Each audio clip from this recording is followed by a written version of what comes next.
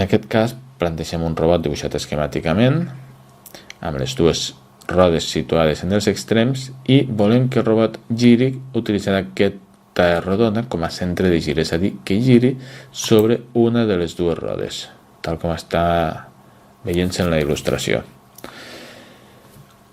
Quin nombre de rotacions hem de programar al nostre robot per a que efectuï un gir d'aquest tipus? Òbviament, les rotacions les programarem només en una de les dues rodes i l'altra la deixarem fixa.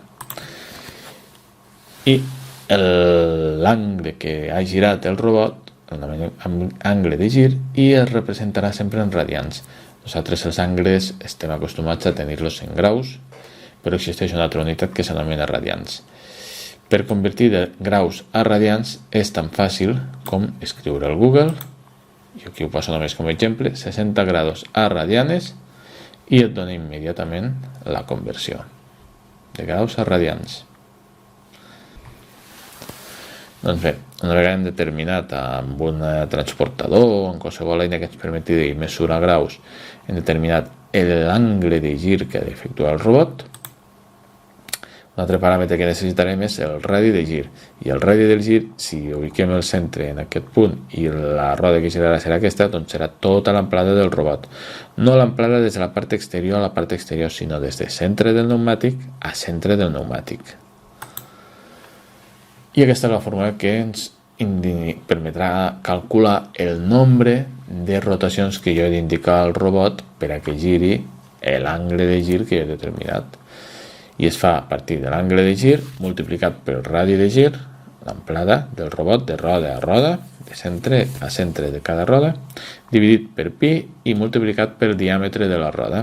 El diàmetre de la roda no cal que ens molestem en medir-lo, sinó que els mateixos pneumàtics de Lego ja porten una inscripció en la part exterior que indica el diàmetre en mil·límetres de la roda. En aquest cas, aquí el veiem, 62,4 mil·límetres. Observem que hi ha un segon número. Aquest número es refereix a la profunditat de la roda, és a dir, el gruix que té el pneumàtic, així tal com ho estic indicant ara, aquest gruix. Per tant, el diàmetre 62,4 es refereixen a aquesta distància i el 20,8 a aquesta.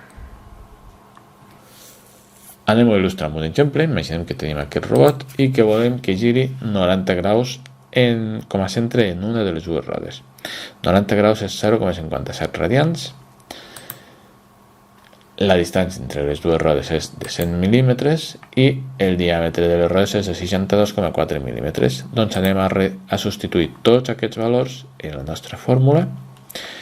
El nombre de rotacions serà igual a 1,57 radians, és l'angle que volem que giri el robot, multiplicat per 100, que és la distància que tenim entre les dues rodes, i dividit per pi i pel diàmetre de la roda 62,4 en aquest cas. En total, el nombre de rotacions que jo he d'indicar és de 0,8 rotacions i llavors el robot avançaria girant 90 graus utilitzant com a centre una de les dues rodes.